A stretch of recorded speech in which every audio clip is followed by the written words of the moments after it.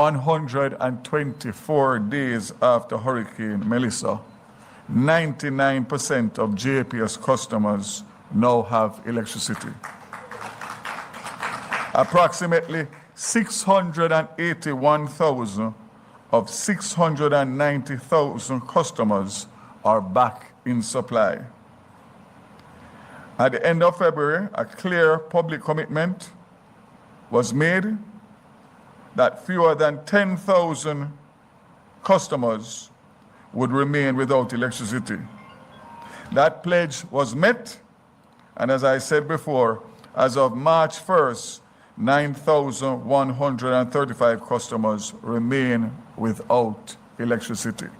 So let's put that in perspective. The government made a commitment in December that we would loan JPS $150 million on the basis that we would have full restoration, save and except circumstances out of their control as of February 2026. Commitment made, commitment kept. As of right now,